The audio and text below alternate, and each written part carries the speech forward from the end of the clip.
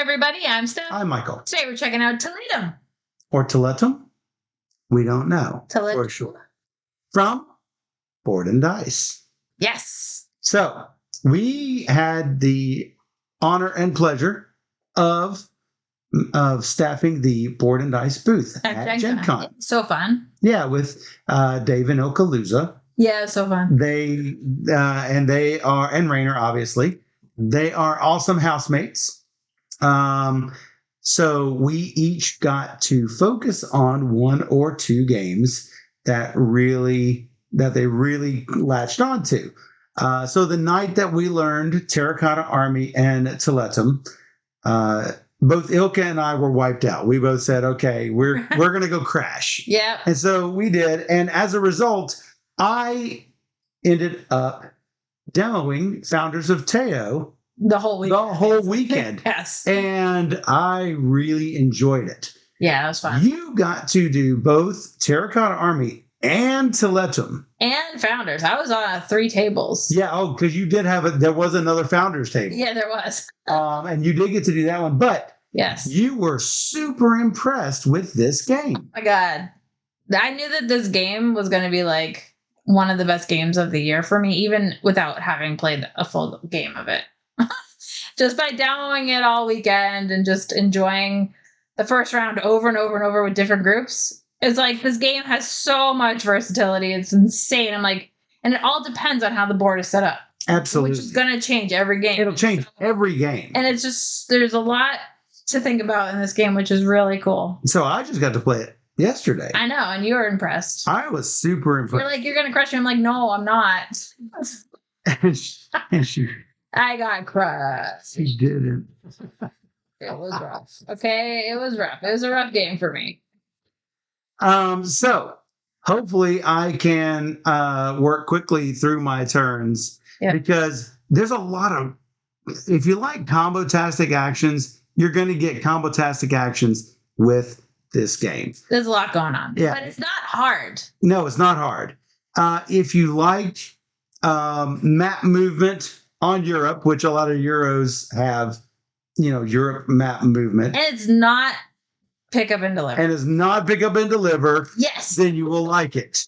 If you like being able to plop down houses on a map or resources on a map, you will enjoy this. If you like things with a rondel mechanic, you will like scoring at the end of each round, scoring at the end of the game for things. If you like bonuses at the end of each round, you will like this game. Yeah. If you like building up your tableau, if you like games like that, where whenever you place things in a location, you unlock certain houses or something, and then you're able to use those to activate more locations, you will enjoy. If you like completing contracts, which will fill up your board, you will like this game. It's got a lot of good things. If you like dice chucking, you will like this game. So, all of that.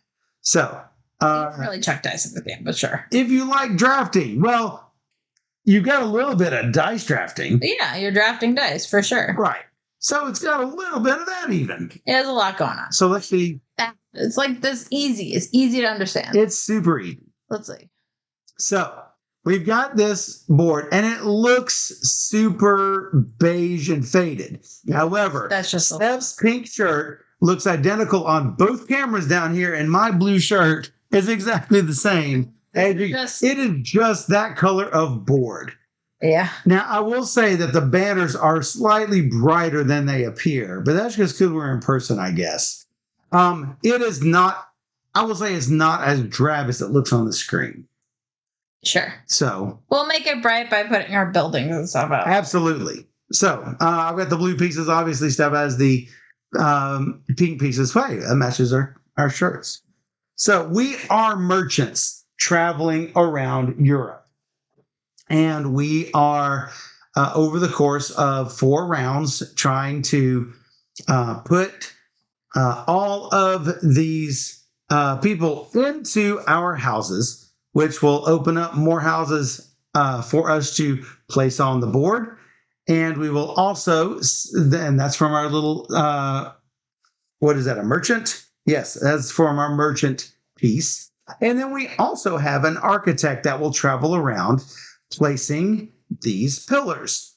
And the pillars are basically the foundations for a cathedral. Wherever you have one of your pillars, you can at some point contribute stone to the development of a cathedral there. The faster you do it, the more points you will get. You will notice that on these cathedrals, for example, this one here has a 3 on it. The one underneath has a 2. That's not a huge difference if you are first versus second. Some of these have a huge difference. For example, the first one here is a 7. The one under it is a 3. This one here is an 8. The one under it is a 4. I believe there's one of them that's like a 5? Yeah, 5 and 1. I took out everything below the first 2, just so you know. Right. So there are more if you're playing with 4 players. Right. 3 or 4 players. How many does this play? 4? Plays up to 4. Plays up to 4. You'll see if there's 3 spaces for pillars, then there'd be 3 buildings in the stack. Gotcha. So you will notice that there are a number of pillar spots in each city. There are also a number of house spots in each city. Notice that some of them have player limitations. For example, neither of us can build a house in Milan because it is there's a 4 player per thing on it. Yep. So it makes it pretty tight on the board. Yes, absolutely. So Steph is going to go first. Each of us has one of each of these resources. We have stone, we have metal, we have food, and we have, what is that, twine, string? You like to call it wool? I'm not sure exactly which it is. Yarn or wool. It is wool. How about that? Oh, and it's iron instead of metal. Steph has 2 gold. I have 3 gold because I'm going second. Yep.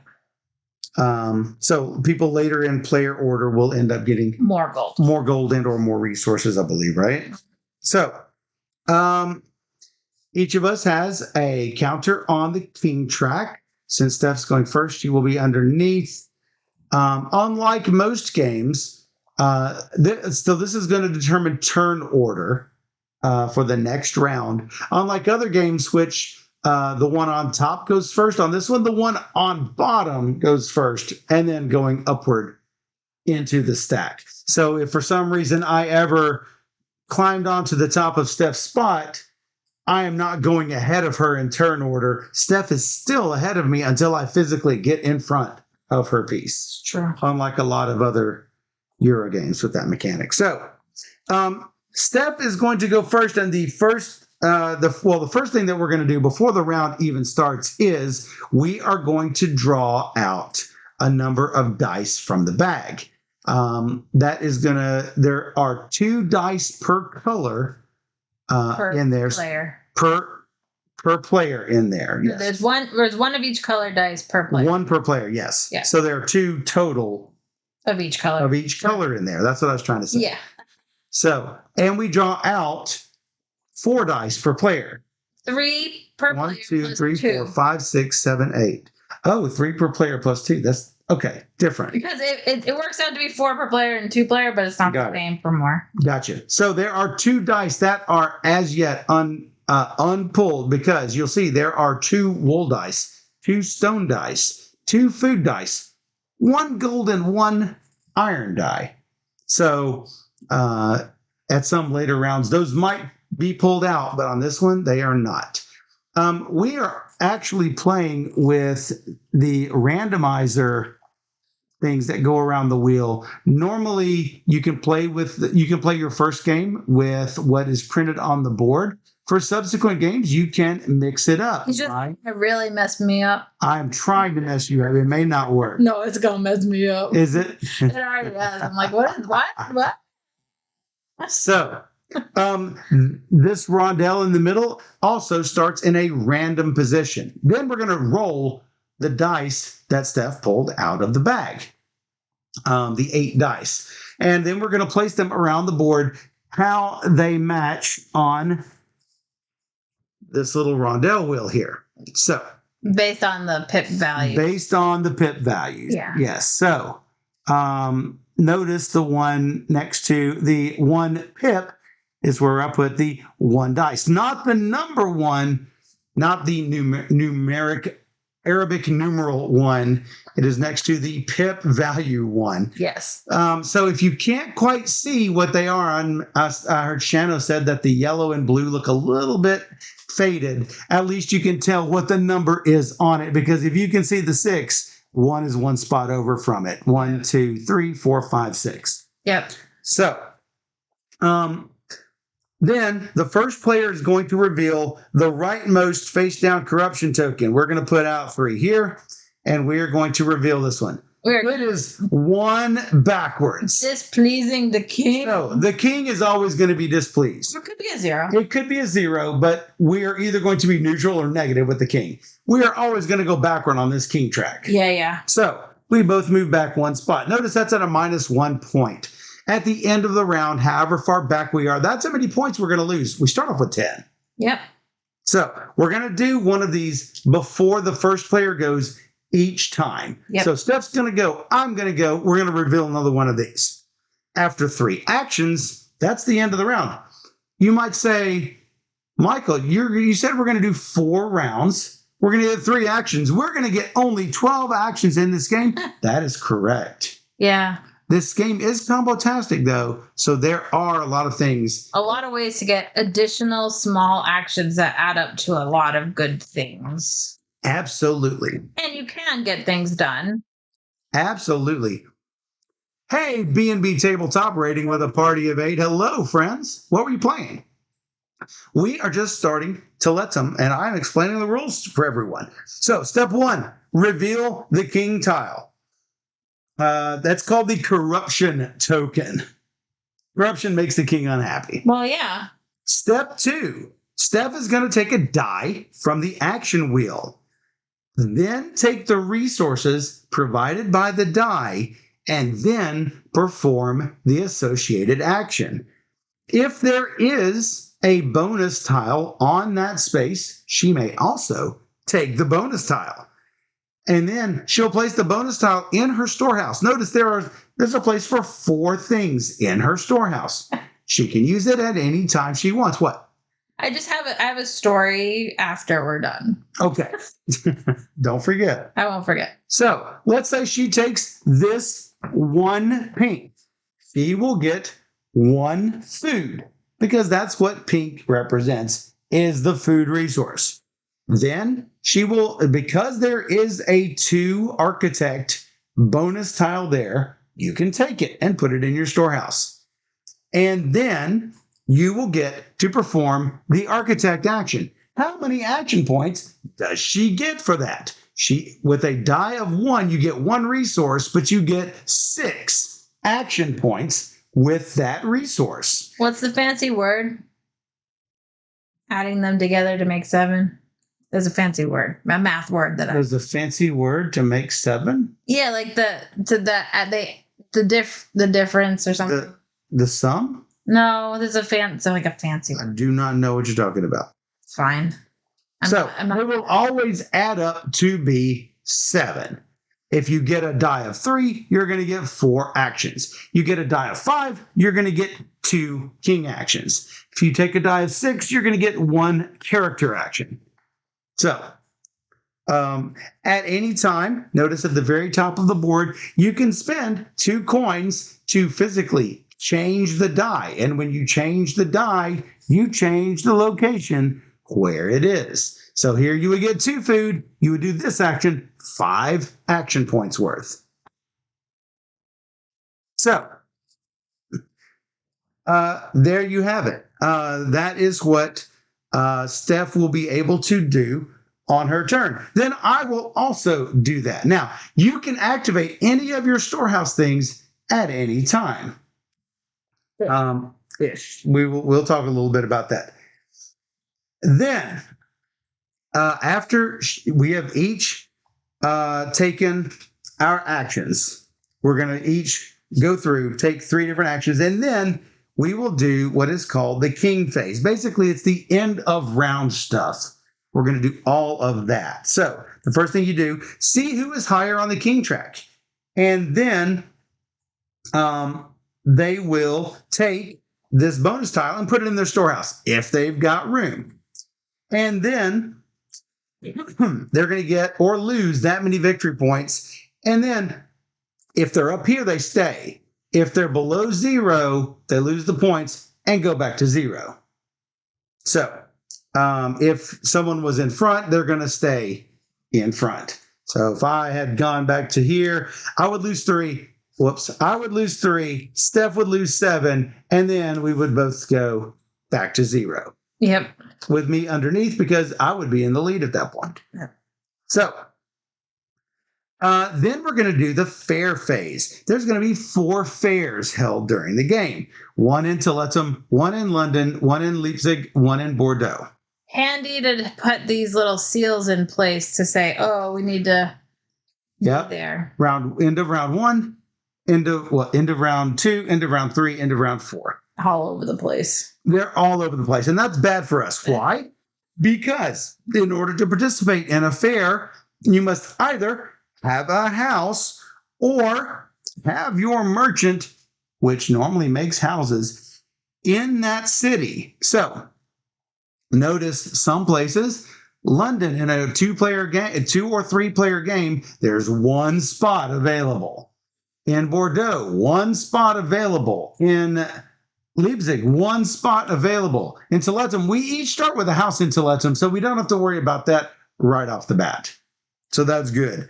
So in order to participate in fair scoring, you need a house or your merchant.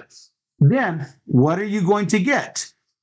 Notice these are random every time, which that really makes the game change every time. It's really good. So how to read this is 2 plus 6 points together is 8 points. It's as if they had a little parentheses around them for you people who love math, like me. 8 times this. That icon means number of shields placed in your houses and number of contracts. I will talk about those later, but basically count up all your shields and contracts, not pairs of them, but count them all up. Multiply that by 8. That's how many points you're going to get. It's not 6 times this plus 2. It's 2 plus 6 parentheses. Yep. Yes. And they are clear about that in the rules, which I really appreciate. This is going to be 11 points times pairs of house and pillar on the map. On the map. That's hard. We currently only have 2 available to us. We're going to have to unlock the rest. I think a good goal would be to get 2 pairs by the end of the next round. The last game we played, that was our final fair thing. That was much easier to do. Yeah. 7 times the number of cathedrals we have built. We need to try and do that. Yes, and we didn't have any of that in our game. And 1 plus 3, which is 4 times the number of contracts we've completed. Just little baby points, but maybe it's not worth rushing to get over there. Maybe it's one of those situations where we'll see where we're at the time. Mm-hmm. But 4 points per contract is not like... It's not little. It's not little, but it's not... It's not game breaking. Right. Like, we had 30 points for our last fair. Both of us had like 30 points each. It was a lot. That's only 4 points per contract, so... Well, and you can only have up to 6 contracts. Exactly. Is that correct? Yeah. You can't have a 7. No. Wow. Because it won't fit on your board. Nope. Then we are going to do a cleanup phase. So we're going to replenish these bonus tiles if they were taken. If they weren't taken, we just leave them there. Then we shuffle up all the corruption tokens and put out 3 new ones. Yep. Then we return all the dice to the bag. If there are any, there are going to be 2 left untaken. Yep. And then we're going to pull out 8 and roll them and place them around the wheel and rotate this action wheel clockwise 1 spot. Now notice that's only going to happen, you're only going to have 4 different values through the game. Yeah. So if you want to get certain actions done early, notice 6 architect actions on round 1. It's really good. 1 architect action, round 2. It's not less good. then 2, and then 3. So it's going to go down significantly. Yes. Everything else will improve until it doesn't. Yep. So,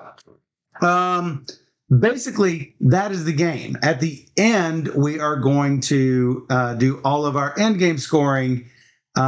Basically, you guys need to know the meat of the game, and that's these actions up here. What do they do? Let's talk a little bit about each one. The architect action. What could I spend architect points for? Everything basically costs 1 action point. If it's difficult for you to keep track, you've always got these that you can use for your action points. It's usually not necessary unless you have actions that basically interrupt other actions. A lot of times you can be doing something and then spend something from your storehouse, which gives you actions for something completely different, and then you come back to your normal actions.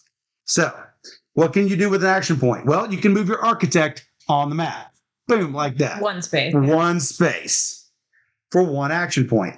You can add a pillar from your personal supply onto that city if it's got an available spot. That means that I can help build the cathedral in Paris. And you can only like Notre Dame. 1 pillar in 1 city. That is correct. I cannot ever have 2 pillars in a city. Yeah. That's a no-no. And for 1 action point, I can take a bonus tile from the town. Those never get replenished. That is a one-time shot. And place it in your storehouse. What can I do with my merchant? With a merchant action, which is the little wagon right here. Well, I can move my merchant 1 spot. Big surprise, right? Nope. I could place a house, assuming we had 4 players, I could place a house in an available location. And for an action point, I can take the bonus tile where I am. So, again, they're not going to be replenished. So, those are pretty easy. We have the character action, which is right up here, the one with the little head on it. So, for 1 action point, you can take any of these characters from the character offer. Everything goes to your storehouse. Everything. Bonus tiles, characters, contracts. What? Storehouse? And you have a story to tell. Yeah, later. So, character in the storehouse. For 1 action point, you can discard all of the characters, putting them to the side, drawing out 5 new ones from the bag, then putting those 5 back into the bag.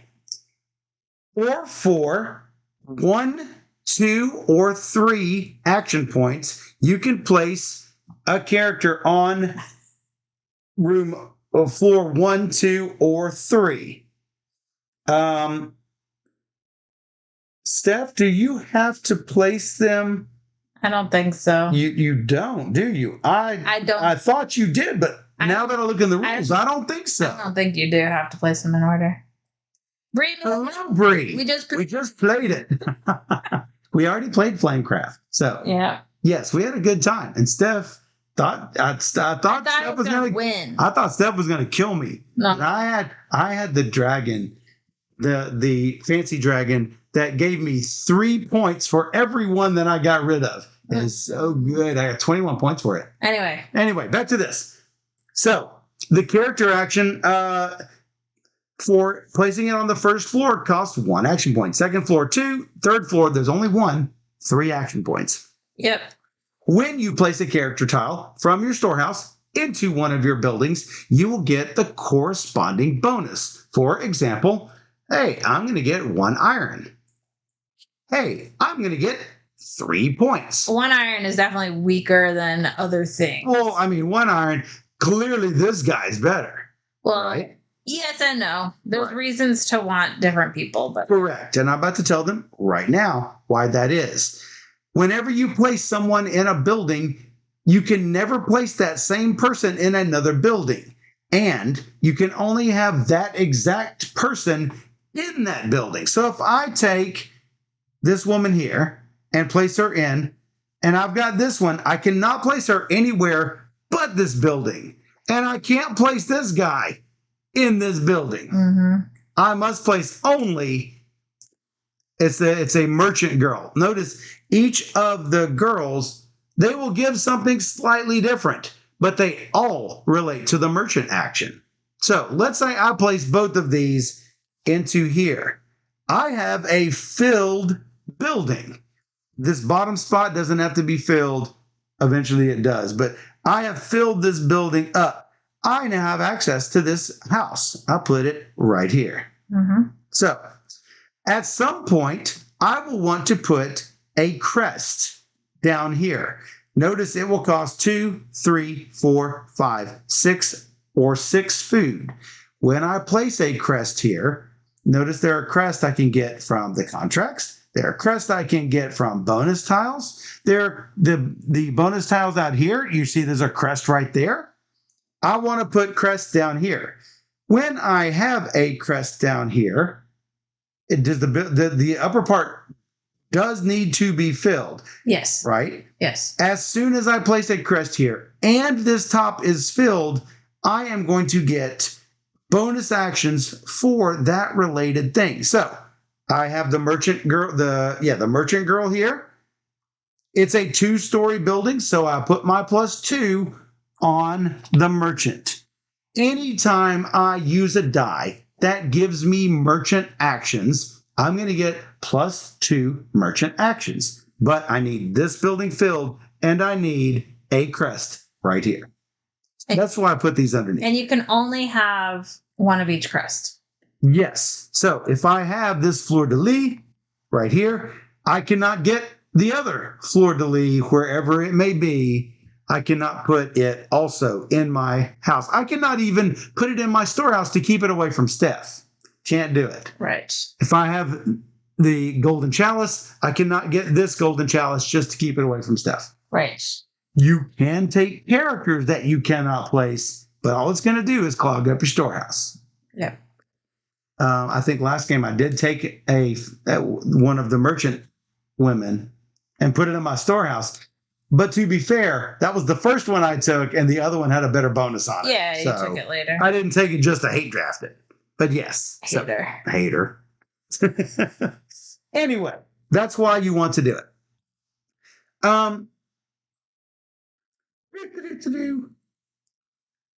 Let me put that back. Yeah, the bonus actions are really good because it gives you obviously more actions when you space. Again. You definitely want that. So let me point out real quick the little jester head. The jester head is any of the other actions. If I were to use this die to get 4 jester actions and I were to take this, I would get 4 merchant actions +2. Now notice that that would not count for something if I had +2 on architect and I used this to architect. That does not give me 4 architect actions because this is not taking a die to get anything. It would only give me 2 architect actions. Yep. I must take a die. It could be a jester die. It could be an architect die, but it cannot be the token related to architect. Yep. Unless it were a some sort of way to pull the die. But we'll encounter that as we get it. So these bonuses are fairly strong. 5 victory points, any 2 resources. Move your architect anywhere. Move your merchant anywhere. Place a pillar anywhere. Place a house anywhere. There's some spots where houses are worth 8 points for a house, 7 points for a house. The only other one of any note are the ones that have these little this little symbol next to it, which is the same as this bonus token symbol. This means activate all of the characters in one of your houses. So if I had the merchant women here, I would get to activate their special 1 time each. That's fairly strong. So move a wagon and get an iron. Yeah. That's what that would be. I mean, it's not bad. Pretty good. Contract actions. That's this. Here are the contracts. For 1, 2, or 3 action points, you can take one of these related contracts. They will get cheaper as they go downward. This way, as something is taken, things are slid in at the end of your action. It's a little bit different from the characters. As soon as I take a character, this immediately refreshes. When I take a contract, it does not refresh until the end of my turn. That's super important. A very important distinction to make. For one action point, you can exchange, for one contract action point, you can exchange one of your resources for a different resource. Plus, the first time you do it, you get one additional resource. I believe you said it has been confirmed that you can take the bonus resource, can be anything you want, including the thing you just traded away. Mm-hmm. Now, you can't trade a stone for a stone plus a stone. That doesn't work. The first resource must be for a different resource. Your bonus resource can be the stone you traded. Okay. Now, the second time you do this action on a turn, it's just 1 for 1, no bonus resource. Right. And it must be something for something different. Hopefully that helps. It can be a little confusing.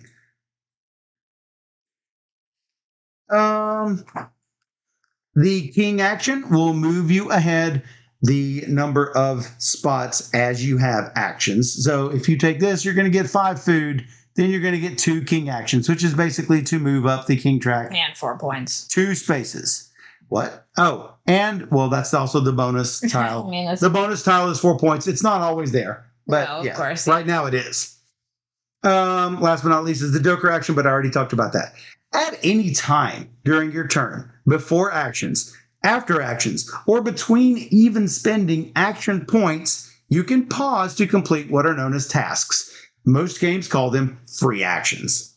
Yeah. Where you can spend 2 gold to gain any one resource. 2 gold, boom, I've got a free food. If I want.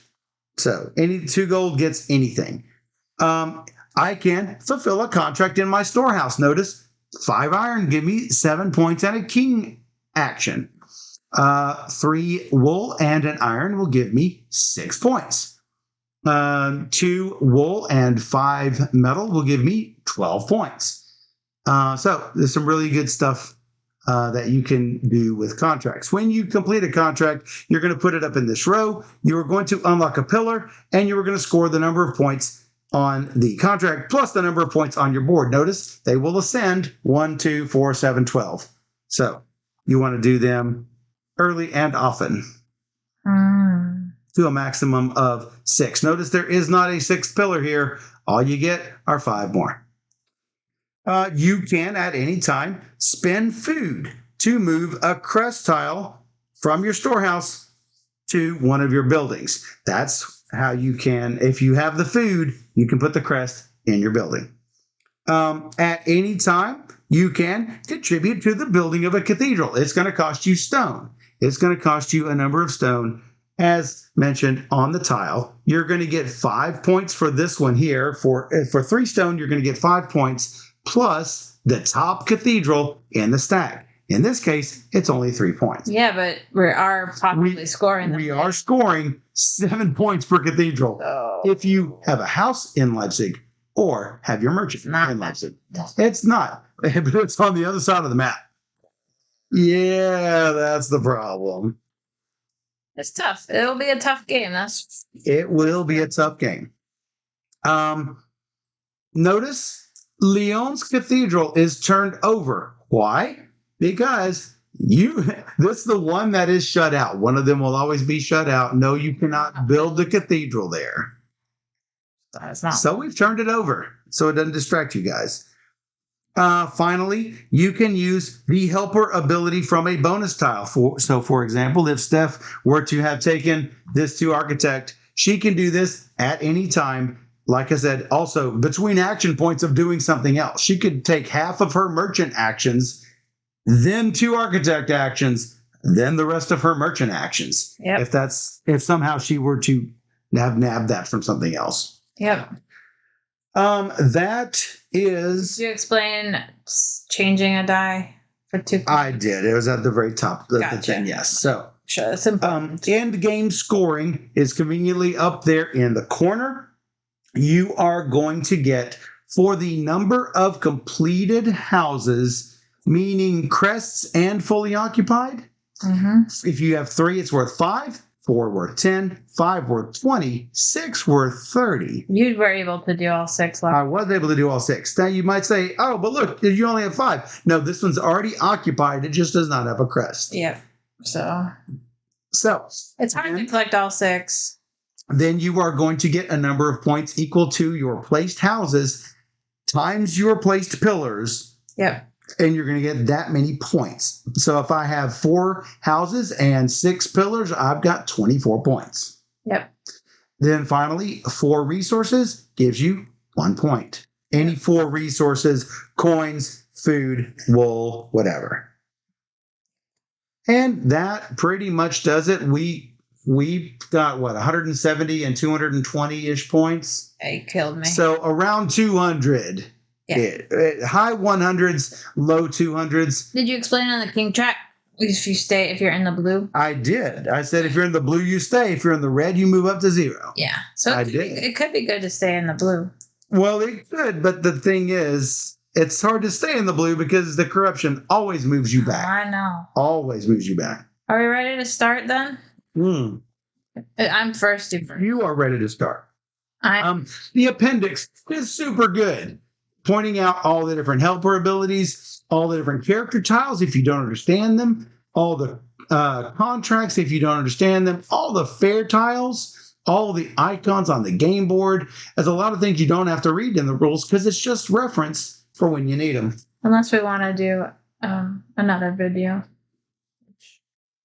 Oh, it's a rules video and a playthrough video. Hey, we could do that. Let's do that. Yeah. So we didn't really talk about it before. We didn't talk about it, but you know what? Yeah, it makes sense. It makes sense. For That's probably the rules and just want to see the video, or who just want the rules. That's right. So we will be right back. Join us for our playthrough of Tiletum. Yes. We're back.